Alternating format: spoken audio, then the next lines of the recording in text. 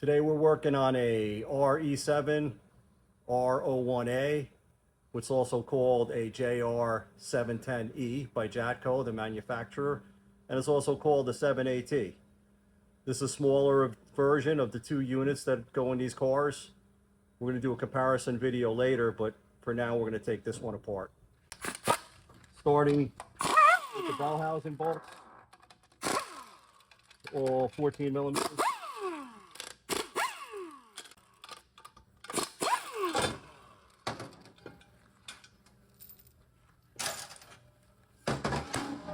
Pump bolts.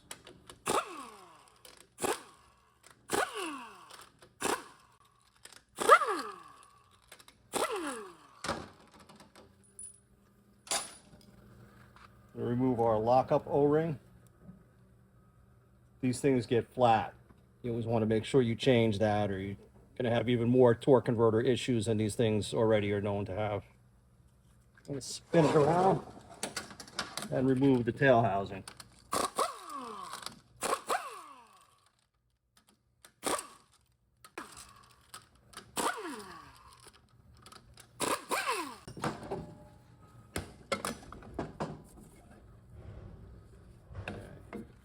Sometimes there's a gasket here, and sometimes these are glued on from the factory. Okay, in here we have our parking mechanism. So it's a return spring. Your parking pole, a pin to support it.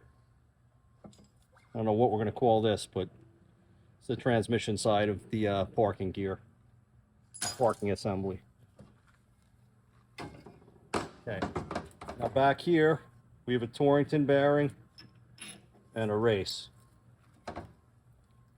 So as it sits in the transmission, that's what it's going to look like.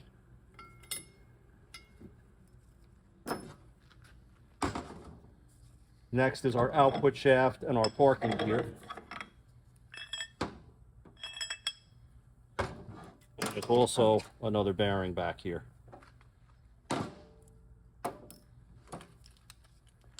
Next is the vehicle speed sensor. Output shaft speed sensor. These things are known for setting a code for this sensor. However, the code doesn't have anything to do with the sensor. It's a false code that's actually caused by a bad TCM unit. This clip we need to remove so we could push the valve body and the connector through later.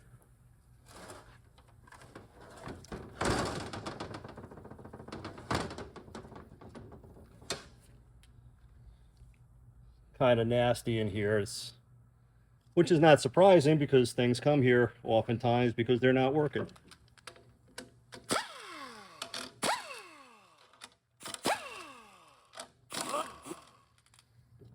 These sometimes have little brackets on the pan bolts.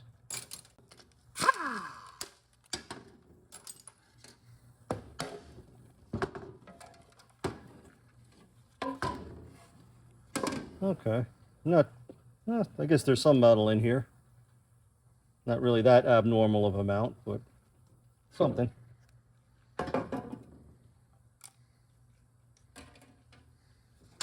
Now we're going to remove the valve body.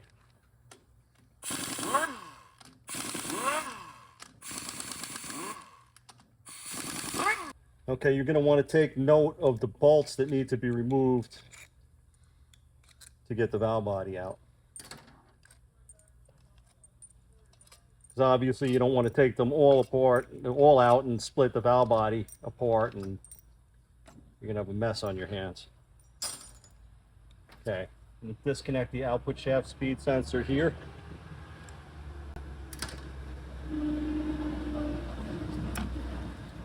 And we're going to push on this connector.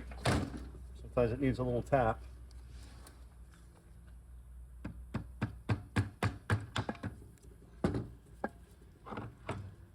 And this all should come through with the valve body.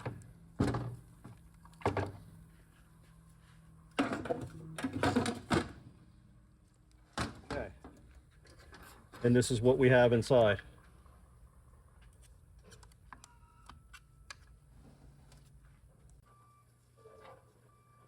And we're going to get this bracket out of the way so we could pull the speed sensor through.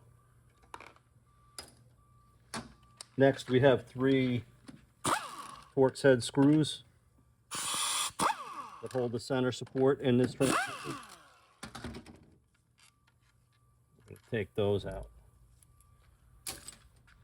Next, we're going to get the pump out of here, and we do that by sneaking in here, getting the pry bar, and shooting it right out.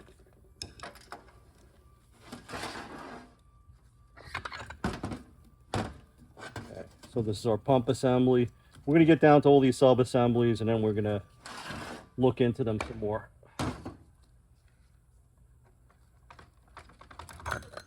Now we have a clutch hub, which is also a dual sun gear.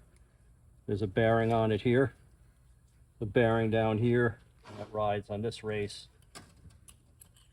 on the back of the pump.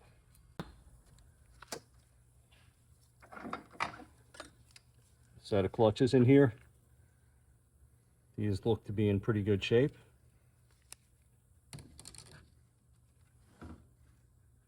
Next, we're going to pull out this one-way clutch by removing the snap ring. As you see, the gap for the snap ring is about 1 o'clock if you have the case sitting on the pan.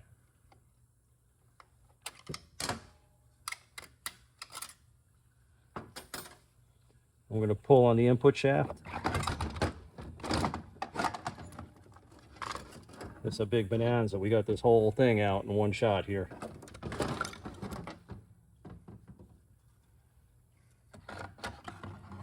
Back here we have another clutch drum. And another set of clutches. Again, the snap ring is aligned at the 1 o'clock position. If the thing's sitting on the pan surface.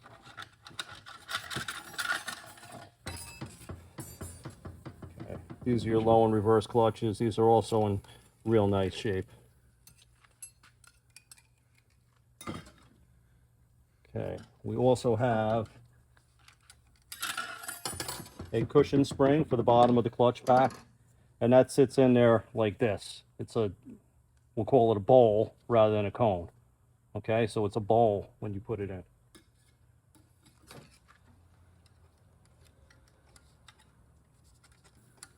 All right, I'm going to position it like this because it's a little bit easier for you guys to see.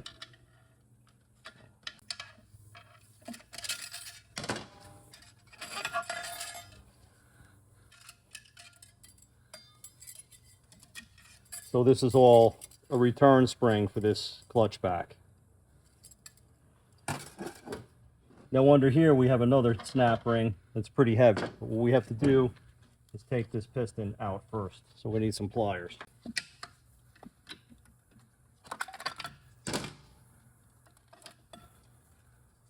So our clutch piston, it's got D-rings on it that we're going to want to change. We have a bearing that sits on the support. And now we got to take this big snap ring out of here.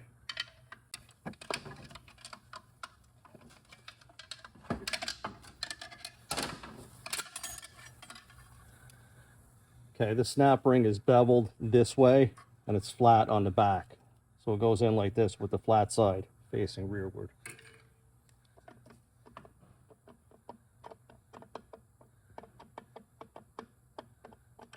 Kind of a tight fit, and it's got to come out pretty exactly. Okay, so it's your center support. Common problem could be wear in this ring groove area, but this one looks good. A little plastic washer here.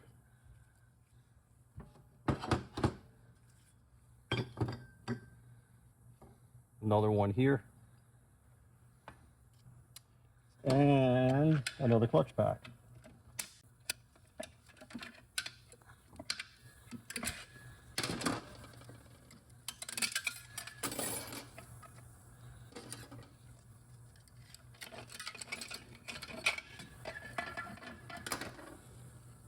And again, another set of clutches that looks pretty good. Also, underneath, we have another cushion spring. And again, that's going to be a bowl. So it goes this way, facing back.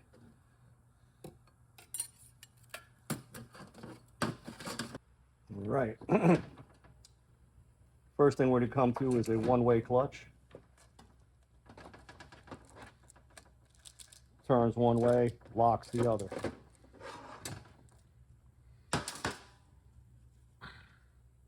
Roller fall out. We'll deal with that later.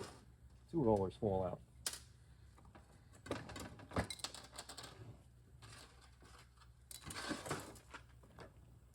Planetary, the bearing that sits here. Another one on the back of it.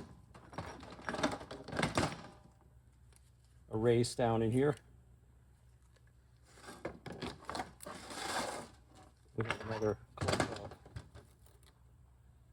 bearing here. And if you look, it's got some missing rollers. And that's absolutely normal. They do this at the factory level to just get some more lube in that bearing.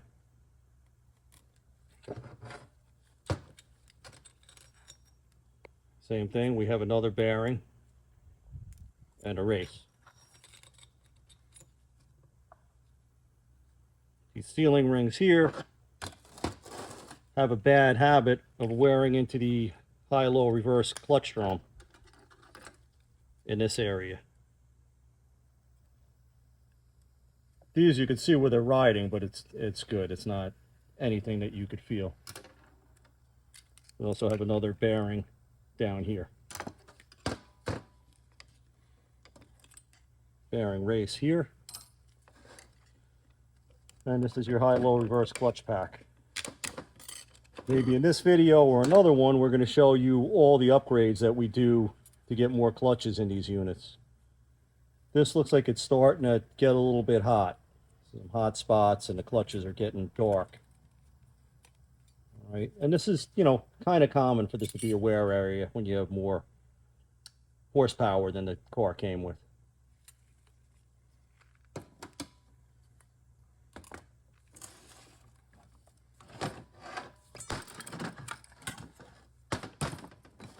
Another Planetary set.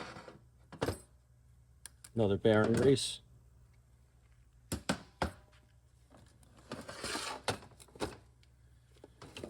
And then we have this, which is always great fun. We have a snap ring around the outer diameter. And the way to get this apart is typically we could sit it on something.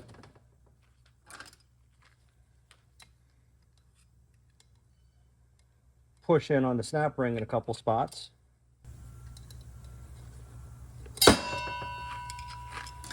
There we go.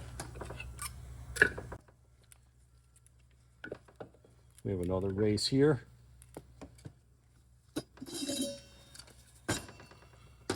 Now we have an input clutch drum.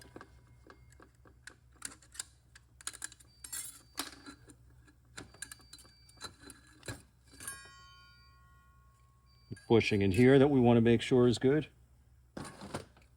Sealing rings on here that are very important. And this is another clutch pack that it's just starting to get a little hot. It's in relatively decent shape. Other than that, we have this shell. Now on to the pump.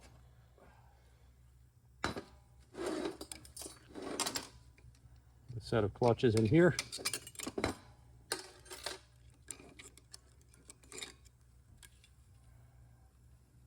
Not too bad. Cushion spring in here. And again, this cushion sits like a bowl when you put it down in here. All right, so now we're going to have to take this and compress this spring and remove this snap ring. And we do that with this tool. Set it on here.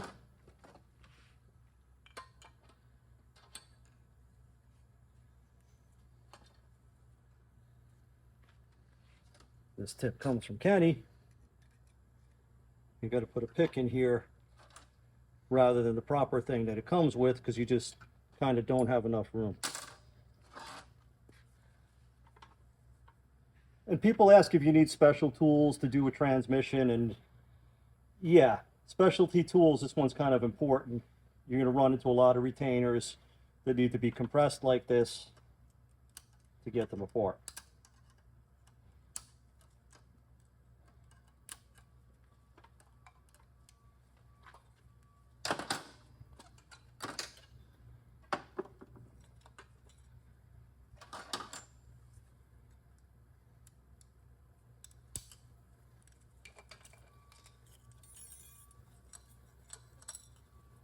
Okay, so your return spring and the retaining snap ring.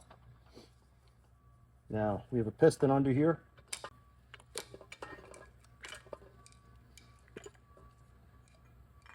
And we'll get it on out of here.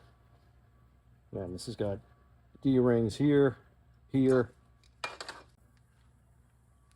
All right, you got to be careful not to strip these. Make sure your Allen's in there all the way.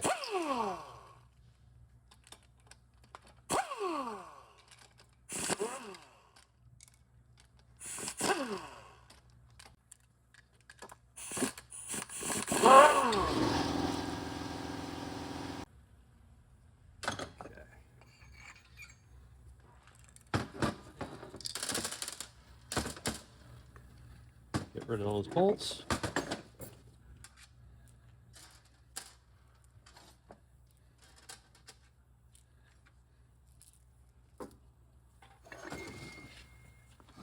I apologize in advance if this is noisy, but I want to give this a tap and it's going to get the pump face out of here. Okay, this looks great. We have no texture there, no scoring. Pump gears. There's an inner and an outer. Again, perfect, no scoring. And you want to put these back in the way they came out. As you see, there's two different sides on the inner gear, and there's also ID dots on the outer gear. If you turn this around, you can see there's a little recessed area. Okay, so that's always got to go back down in here like that. As far as the rest of the pump, this thing's beautiful. The bushing even looks great. No wear in this crescent area. The camera could see it. This thing is a factory bevel. That's not wear.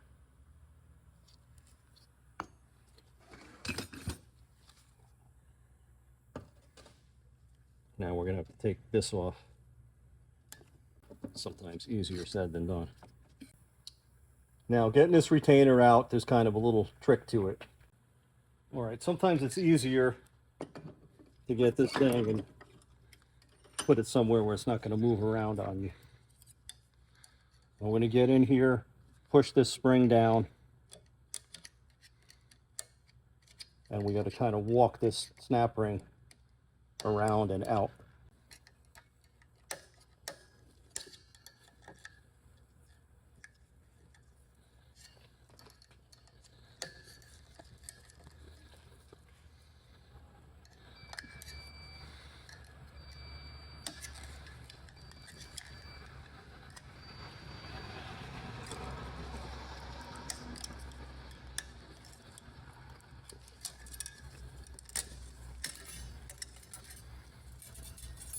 Okay, now I have to remove this piston.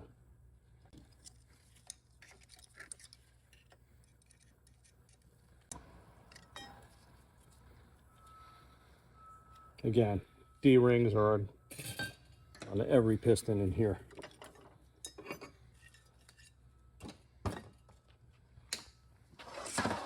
Moving on, let's compress the rest of our clutch pack springs while we're in here.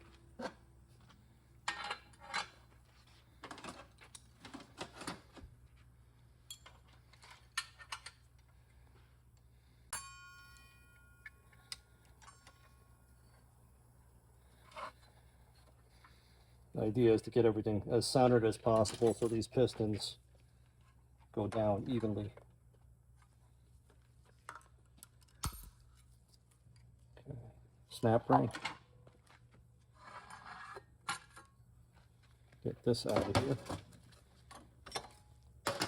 There's a balance piston, a return spring, and then this is your actual apply piston.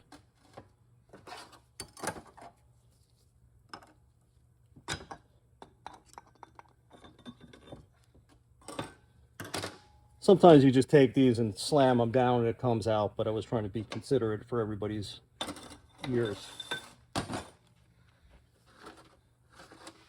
High-low reverse clutch pack. Kind of a similar procedure.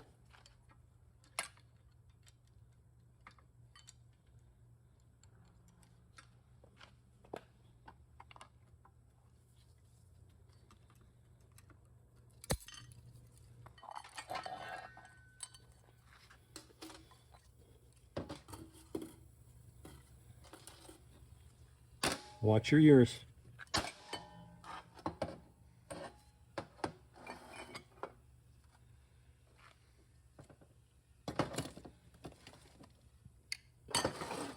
Finally, our direct clutch drum.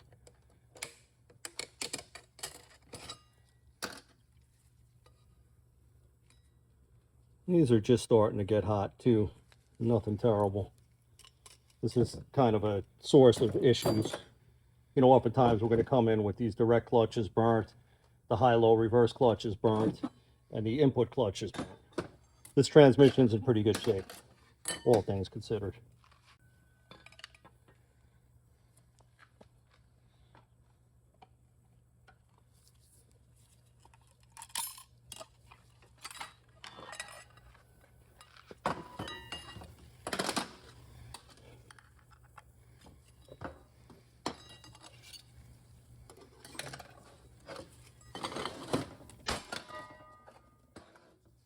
As you see, there's a lot of D-rings in here. We have 1, 2, 3, and 4.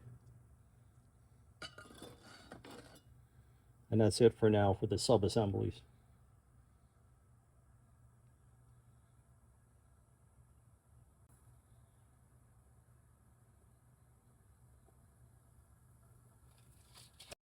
Please like, share, subscribe, and hit the notification bell.